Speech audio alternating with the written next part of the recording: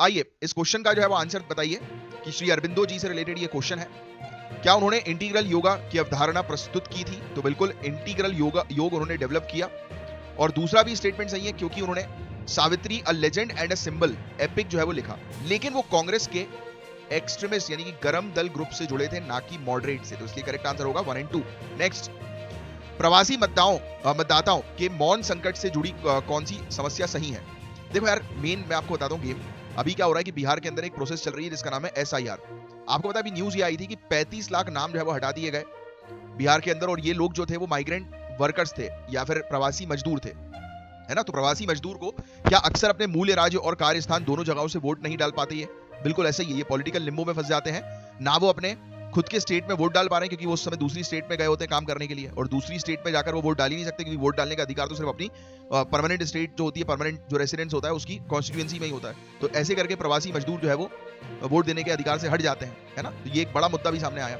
दूसरा statement incorrect है क्योंकि प्रॉक्सी जो वोटिंग होती है वो NRI को दी जाती है, ये इंटरनल माइग्रेंट्स के लिए नहीं होती, है ना।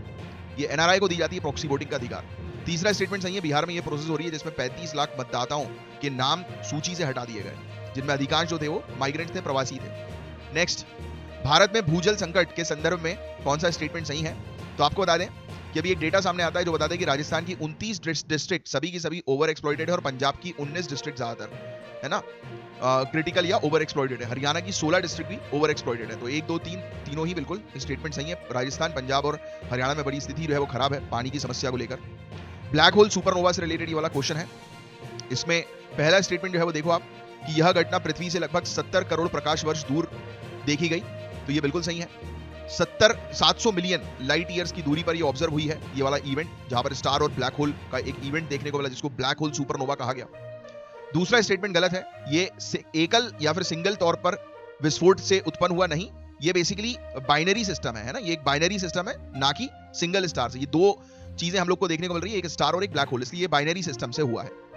क्या इससे पहले एक AI एल्गोरिदम ने इसे पहचाना? बिल्कुल सही, इसमें टेक्नोलॉजी का उपयोग किया गया, AI एल्गोरिदम ने इसको डिटेक्ट किया था। तो पहला और तीसरा स्टेटमेंट सही होगा। नेक्स्ट, लिविंग मर्कुरी बायोसेंसर किससे संबंधित है? तो आपको बता दें ये बायोसेंसर जेनेटिकली इंजीनियर्ड ई कोली बैक्टीरिया पर बेस्ड है। ये मर्कुरी जैसे टॉक्सिक मेटल्स डिटेक्ट करके इलेक्ट्रिक सिग्नल जनरेट करते हैं जो सिंपल इलेक्ट्रॉनिक डिवाइस से इंटीग्रेट किया जा सकता है। यानी कि एक बैक्टीरिया को इन्होंने जो है वो उसकी जेनेटिक इंजीनियरिंग करी और फिर उसको इस तरीके का बना दिया कि वो अब यूज किया जा रहा है हैवी टॉक्सिक मेटल्स को डिटेक्ट करने के लिए, जैसे कि मर्कुरी।